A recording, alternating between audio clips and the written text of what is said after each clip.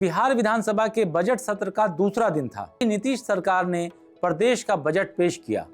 वित्त मंत्री विजेंद्र प्रसाद यादव ने वर्ष 2026-27 के लिए 3,47,000 करोड़ रुपए का बजट सदन के पटल पर रखा। सरकार कह रही है कि यह बिहार का अब तक का सबसे बड़ा बजट है और सच कहें तो आंकड़ा वाकई बहुत बड़ा है, इतना बड़ा कि पहली नज़र में लगता है कि अब बिहार बदल ही जाएगा।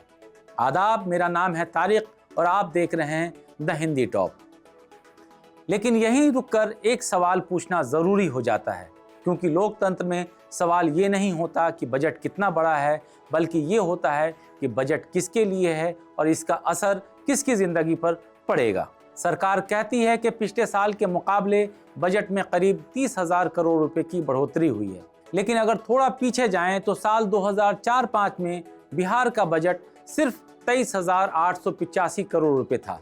आज वहीं बढ़कर 3,47,000 करोड़ रुपए पहुंच गया है। इन 20 वर्षों में महंगाई बढ़ी है, आबादी बढ़ी है और ज़रूरतें तो कई गुना बढ़ चुकी हैं। इसलिए सिर्फ बजट का बड़ा होना अपने आप में कोई उपलब्धि नहीं है। सवाल ये है कि क्या आम बिहार वासी की ज़िंदगी भी उसी रफ्तार से आगे बढ़ी है। सरकार का सबसे बड़ा दावा शिक्षा को लेकर है। इस बजट में शिक्षा और उच्च शिक्षा के लिए 68,216 करोड़ रुपए से ज़्यादा बजट रखे गए हैं। कागज़ पे ये बात बहुत उम्मीद जगाने वाली है, लेकिन जब ज़मीन की तरफ देखते हैं तो ये तस्वीर उतनी चमकदार दिखाई नहीं देती। बिहार में स्कूलों में आज भी शिक्षकों की भारी कमी है, कॉलेजों में संसाधन नहीं है, विश्वविद्यालयों में समय पर परीक्षा नहीं होती है और जब छात्र सवाल पूछते हैं तो सवाल में व्यवस्था खामोश नज़र आती है। इसलिए सवाल ये नहीं है कि शिक्षा के लिए कितना पैसा रखा गया है, बल्कि ये है कि ये पैसा व्यवस्था सुधारेगा या ये सिर्फ आंकड़ों में अच्छा दिखाई देगा। अब बात स्वास्थ्य की करते हैं। स्वास्थ्य विभाग के लिए 21,270 करोड़ रुपए का बजट रखा गया है। सरकार कहती है कि ज़िला अस्पतालों को सुपर स्पेशलिटी बनाया जाएगा, लेकिन हकीकत यह है कि आज भी बिहार के लोग गंभीर इलाज के लिए दिल्ली और दूसरे राज्यों की ओर देखते हैं। अगर स्वास्थ्य व्यवस्था इतनी मजबूत होती तो हर साल हजारों परिवार इलाज के लिए कर्ज में क्यों डूबते। इसलिए यहाँ भी आंकड़े भरोसे देते हैं, लेकिन अनुभव सवाल खड़े करता है। ग्रामीण विकास इस बजट का दूसरा बड़ा स्तंभ बताया जा रहा है। इसके लिए 23,701 करोड़ रुपए रखे गए हैं। सरकार का दावा है कि इससे गांव मजबूत होंगे और पलायन रुकेगा, लेकिन बिहार का युवा आज भी रोजगार की तलाश में दूसरे राज्यों की ट्रेन में सफ़र करता नजर आता है।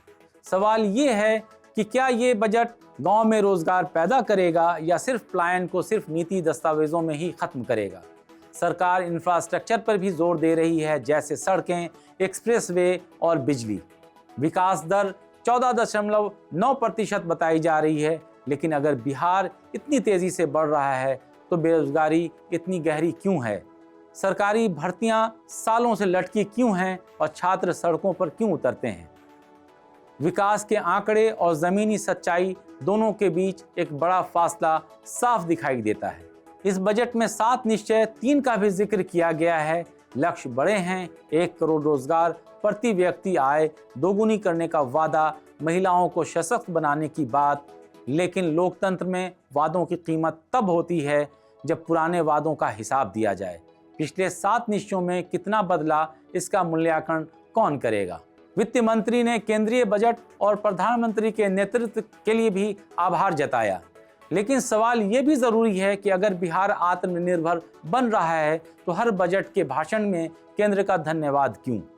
क्या आज भी बिहार का विकास दिल्ली की फाइलों पर टिका है? इस बजट में राजकोषीय घाटा लगभग 39,000 करोड़ रुपए बताया गया है, जिसे सरकार सीमा के भीतर बता रही है, लेकिन कर्ज आखिर कर्ज होता है और आने वाले वर्षों में इस कर्ज की कीमत चुकानी ही पड़ेगी। सवाल ये है कि आज की राजनीति के फैसलों का बोझ कल आम आदमी पर तो नहीं पड़ेगा। और शायद सबसे अहम बात इस बजट में क्या नहीं है, इसमें बेरोजगारी का ठोस समाधान नहीं दिखता, भर्ती परीक्षाओं में गड़बड़ियों पर कोई साफ जवाब नहीं है और सबसे ज़रूरी जवाबदेही की स्पष्ट व्यवस्था नज़र नहीं आती। बजट एक दस्तावेज है, उम्मीदों का दस्तावेज, लेकिन लोकतंत्र में उम्मीद के साथ सवाल भी चलते हैं, क्योंकि आंकड़े बड़े हो सकते हैं, लेकिन अगर ज़िंदगी नहीं बदलती तो सवाल पूछना ज़रूरी हो जाता है। हम उम्मीद करेंगे कि ये बजट कागज़ से निकलकर ज़मीन तक पहुँचे, लेकिन तब तक सवाल पूछते रहना हमारी जिम्मेदारी है। इस वीडियो में जो हमने सवाल पूछे हैं वो कितने सही हैं और कितने गलत हैं, कमेंट बॉक्स में हमें ज़रूर बताइएगा। और अगर आपने हमारे चैनल द हिंदी टॉप को अगर सब्सक्राइब नहीं किया है, यूट्यूब, फेसबुक, इंस्टाग्राम और एक्स यानी ट्विटर पर फॉलो करना ना भूलें।